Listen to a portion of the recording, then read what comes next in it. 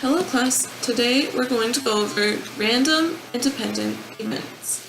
So random independent events are a set of events that have no order and have no effect on each other.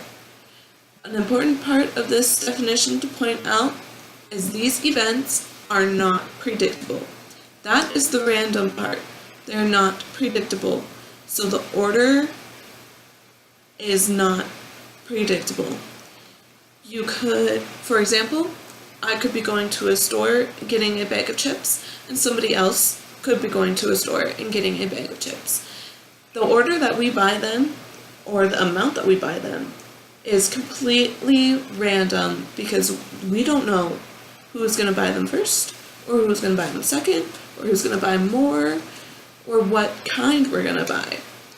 So the independent part of that example would be me buying a bag of normal Lay's has no effect on somebody else buying a normal bag of Lay's, or they could be buying a bag of Doritos. Just because I bought the Lay's does not mean that they have to buy the Lay's. They could buy whatever other one they want. So my buying a bag of Lay's is completely independent from them buying their bag of chips.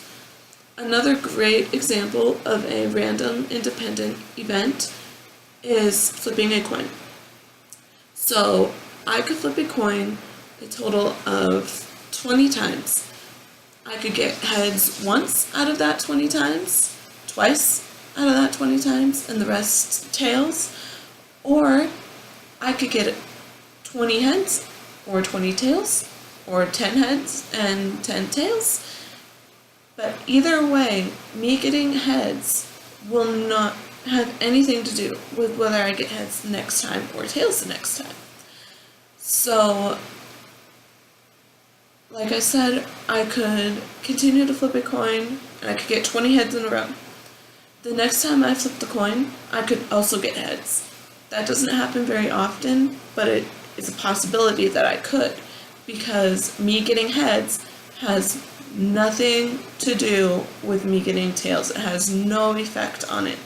So that's why flipping a coin is a random independent event. So if I flip a coin 30 times, I could get 15 heads, 15 tails. Another good example of a random independent event is your normal deck of cards. So when you play with cards, you usually start by shuffling the cards. You do that to make sure that they're random. So now it's a random order, and I do not know which one I'm going to get next. So if I pull one out of the middle, this could be any card.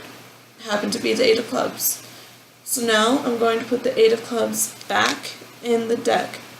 That is what makes this an independent event, because me pulling that 8 of clubs out that time now has no effect on me pulling it out again the next time because I put it back.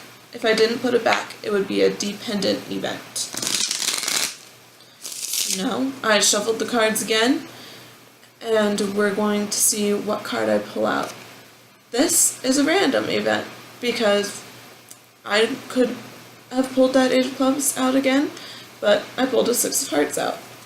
This makes it the independent because I put them back in, so the 6 of hearts pulling out that time has now no effect on me pulling it out again. I could easily pull it out again, or I could pull a different card out.